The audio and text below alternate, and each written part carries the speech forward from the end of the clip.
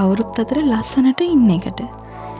වයස ගැහැණු පිරිමි කියලා වෙනසක් නැහැ ඒ දෙයට. Taman ඉන්න පාටට වඩා පොඩ්ඩක් හරි සුදු වෙන්න හැමෝම ආසයි. ඒත් කෙමිකල් තියෙන බ්ලීචින් අඩංගු දේවල්, එතකොට පිළිකා තත්ත්ව වුණත් ඇති කරන්න පුළුවන් වයිට්නින් ඉන්ජෙක්ෂන් වගේ දේවල් වලට යොමු වෙන්න අපි ඇත්තටම බයයි.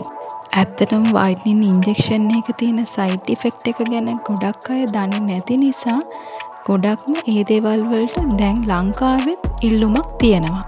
ඒත් ඒ දේවල් වලට යොමු නොවි සෞඛ්‍ය ආරක්ෂිතව සුදු වෙන්න පහසු ක්‍රමයක් මම අද ඔයාලට අරගෙන ආවා. තාමත් හබි වයිෆි channel එක subscribe කරලා නැත්නම් දැන්ම පල්ලෙහාට ගිහලා subscribe කරලා එන්න. අද වීඩියෝවෙන් ඔයාලට කියලා දෙන්නේ ඔයාලා කවුරුත් දන්න විටමින් C වලින් ඇත්තටම කොහොමද ලස්සන වෙන්නේ කියලා.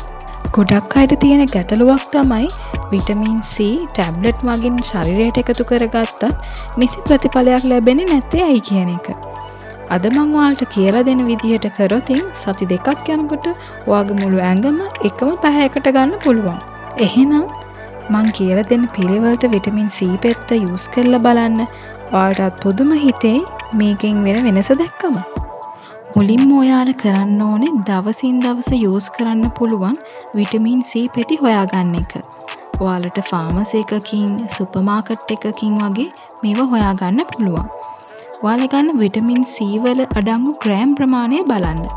අපි දවසට මිලිග්‍රෑම් 1000ක ප්‍රමාණයක් එකතු කරගන්න තමයි හදන්නේ. අපිට දෛනිකව විටමින් C මිලිග්‍රෑම් 2000කට වඩා පාවිච්චි කරන්න බැරි. ඒක නිසා 1000යි අපි යූස් කරන්නේ. ඒක නිසා ඔයාලා බය වෙන්නේ නැතුව විටමින් C එක මම කියන විදිහටම බීලා බලන්න.